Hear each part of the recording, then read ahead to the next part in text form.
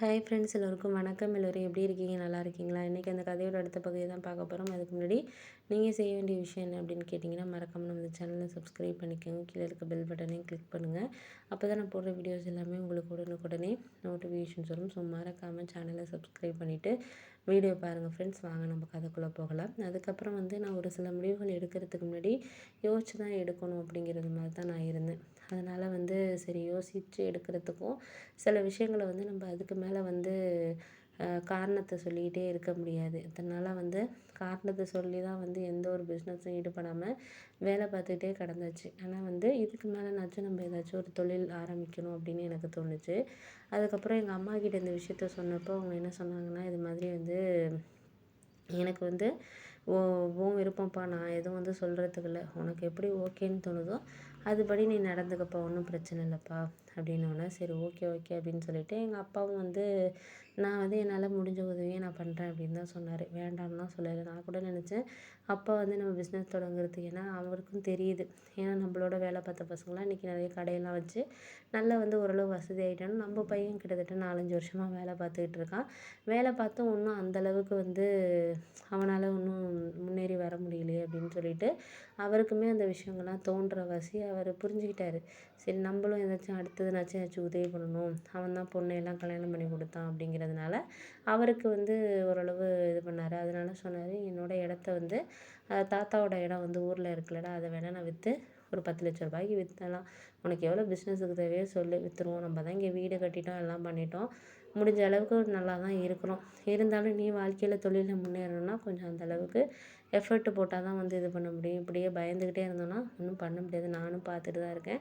என்னோடய ஃப்ரெண்டு ராஜாவோட பையன்லாம் பார்த்தீங்கன்னா இப்போ நல்லா ஓரளவு முன்னாடி கொஞ்சம் கடை வச்சுருந்தான். அதுக்கப்புறம் அது கொஞ்சம் இதாக நஷ்டமாக தான் போணுச்சு. அதுக்கப்புறம் அப்படி இப்படின்னு சொல்லி இப்போ நல்ல ஒரு ஹோட்டல்லாம் ஆரம்பித்து நல்லபடியாக நடத்திக்கிட்டு இருக்கான். நல்லா ஒரு நாளைக்கு 5000 ரூபாய்க்கு மேலே சம்பாதிக்கிறான். அந்தளவுக்கு ரொம்ப முன்னேறி வந்துட்டான். மாதம் 1 லட்ச ரூபா சம்பாதிக்கிறான். அது போதாதான் நமக்கு, அந்தளவுக்கு இருந்தாலே போதும் அப்படின்னு சொல்லிட்டு அவருக்கே எனக்கு இப்போ தான் எனக்கே புரிய ஆரம்பிச்சிருச்சு அப்படின்னோடனே, சரிப்பா நீங்களாச்சும் புரிஞ்சுக்கிட்டீங்களே அப்படின்னோடனே, அதுக்கப்புறம் என்ன உனக்கு எதில் இன்ட்ரெஸ்ட் இருக்குது அப்படின்னோடனே, அதுக்கப்புறம் ஃபோட்டோகிராஃபி இதெல்லாம் கொஞ்சம் நான் அதுலலாம் எனக்கு இன்ட்ரெஸ்ட் இருக்குப்பா.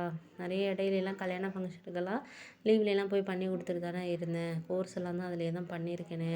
அப்படி இருக்கிறனால எனக்கு அதில் கொஞ்சம் எனக்கு பண்ணணும் அப்படிங்கிற ஒரு ஆசை இருக்குப்பா அப்படின்னோடனே, சரி ஓகே ஓகே அப்படின்னு சொல்லிட்டு அதுக்கப்புறம் பரவாயில்ல பார்த்துக்கலாம். நம்ம பணம் உனக்கு இது பண்ணி நான் ரெடி பண்ணி தரேன். நீ அதை பற்றி ஒன்றும் கவலைப்படாத அப்படின்னு சொல்லிட்டு அப்பா சொன்னார். நானும் ஒரு சேவிங்ஸில் ஒரு 2 லட்ச ரூபா வச்சுருக்கேன்ப்பா. ஒரு 5 லட்ச ரூபா தான் தேவை. இடத்தையெல்லாம் நீங்கள் விற்க வேணாம். அம்மா கொஞ்சம் நகை தரேன்னு சொல்லியிருக்காங்க. அதை வேணால் நம்ம அடகு வச்சுக்கிட்டு ஒரு 5 லட்ச ரூபா ரெடி பண்ணிக்குவோம். அதில் வர ஐக்கியம் பண்ணிட்டு கடையெல்லாம் பிடிச்சிட்டோம்னாலே போதும். நீங்கள் இடத்தையெல்லாம் விற்க வேணாம். பிற்காலத்தில் ஏதாச்சும் நம்மளுக்கு நல்ல ஒரு பிஸ்னஸ் ஒரு எக்ஸ்டெண்ட் பண்ணணும், இல்லை இப்போ நல்ல லெவலில் போகணும் அப்படின்னு சொன்னால் அது இதுலேருந்து வர லாபத்துலேருந்து நம்ம இது பண்ணுவோம்ப்பா அப்படிங்கிற மாதிரி சொல்ல ஆரம்பித்தோன்னா, சரி ஓகே அப்படின்னு சொல்லிட்டு ரொம்ப சந்தோஷமாக இது பண்ண ஆரம்பித்தாங்க. அப்போ தான் எனக்கு புரிஞ்சிச்சு, சரி ஓகே இதுக்கப்புறம் நம்ம எதுவுமே இது பண்ணக்கூடாது அப்படின்னு சொல்லிட்டு ஒரு சில விஷயங்களை நம்ம என்றைக்குமே ஒரு சில காரணத்துக்காக நம்ம சரி ஓகே ஓகே அப்படின்னு சொல்லிட்டு அதுக்கப்புறம் நான் ஒரு முடிவுக்கு வந்தோம். அதுக்கப்புறம் சில முடிவுகளை நம்ம என்ன தான் அதை ஆரம்பித்தாலும் அதை முடிக்கிறதுங்கிறது ஒரு சில நேரத்தில் நம்மளால சரியாக செய்ய முடியுதா செய்ய முடியல அப்படிங்கிற மாதிரி தெரியாது. அதே மாதிரி தான் எனக்கும் வந்துச்சு. சரி பார்த்துக்கலாம், இதுக்கப்புறம் ஆரம்பிச்சிரும் அப்படின்னு சொல்லிட்டு அதுக்கப்புறம் ஃப்ரெண்டுகிட்ட சொல்லி இடம்லாம் கொஞ்சம் பார்க்க சொல்லியிருந்தேன். அவனும் சரி பார்த்துக்கலாம் அப்படின்னு சொல்லிட்டு சொன்னான். அதுக்கு ஏற்ற மாதிரி நானும் கொஞ்சம் இடம்லாம் கொஞ்சம் ஓரளவு அட்வான்ஸ் எல்லாம் கொஞ்சம் கம்மியாக இருக்கிற மாதிரி இடமா தான் பார்த்தோம். ஏன்னா அட்வான்ஸு கூட இருந்துச்சுன்னா நம்மளால் அவ்வளோ அமௌண்ட்டு கொடுக்க முடியாது. அப்படிங்கிறதுனால அட்வான்ஸு கொஞ்சம் கம்மியாக இருக்கிற மாதிரி இடமா தான் பார்த்தோம். அதுக்கப்புறம் ஓகே அப்படின்னு சொல்லிட்டு அதுக்கப்புறம் அட்வான்ஸ் எல்லாம் அப்பா மூலியமாகவே கொடுத்துட்டு அதுக்கப்புறம் ஃப்ரெண்ட்ஸுங்கெல்லாம் ரொம்ப சந்தோஷமாக இருந்தாங்க. சரி பார்த்துக்குவோம் அப்படின்னு சொல்லிட்டு சில விஷயங்களை நம்மளுக்கு என்ன தான் இது பண்ணாலுமே சில காரணங்களால் நம்மளுக்கு அது நடக்காமல் போகலாம் அப்படிங்கிற மாதிரி இதாக தான் இருந்துச்சு. அதனால் சரின்ட்டு நானும் அதுக்கப்புறம் அப்பா அம்மா எல்லாருமே சேர்ந்து கொஞ்சம் தெரிஞ்சவங்ககிட்டலாம் இந்த மாதிரி நாங்கள் கடை ஆரம்பிக்கிறோம் அப்படின்னு சொல்லிட்டு இது பண்ண ஆரம்பித்தோம். அதுக்கப்புறம் கடை ஆரம்பிக்கிறேன்னு சொன்னோன்னே அவங்களுமே இதெல்லாம் சொன்னாங்க. எங்கள் சித்தி எல்லாருமே கொஞ்சம் என்கரேஜ் பண்ணுற மாதிரி தான் பேசினாங்க. முதல்ல ஏன்டா நீ தான் நல்ல சம்பளத்தில் தானே இருந்த, 30,000 சம்பளத்தில் இருந்த, ஏன்டா அப்படி இது பண்ணுற அப்படின்னு சொல்லிட்டு அதுக்கப்புறம் முடியல அப்படிங்கிறதுனால தான் நான் வந்து இந்த மாதிரி இது பண்ணேன்னு சொன்னேன். அதுக்கப்புறம் அவங்களாம் அக்செப்ட் பண்ணிக்கிட்டாங்க. அக்செப்ட் பண்ணிவிட்டு சரி ஓகே அப்படின்னு சொல்லிட்டு அதுக்கப்புறம் ஒரு சில நேரத்தில் வந்து நம்ம வந்து ஒரு தொழில் தொடங்குறோம், நம்ம சொந்தக்காரங்களே ஏன் வந்து இதெல்லாம் இது பண்ணுறீங்க அப்படிங்கிற மாதிரி தான் கேட்பாங்க. அதே மாதிரி தான் வந்து என்னையும் கேட்டாங்க. நல்ல விஷயங்கள் வந்து சொல்கிறதுக்கு 4 பேர் இருந்தாங்கன்னா, அது வேணான்னு சொல்கிறதுக்கும் கண்டிப்பாக 4 பேர் இருப்பாங்க அப்படிங்கிறது எல்லார் வாழ்க்கையிலுமே இருக்கிறது தான்.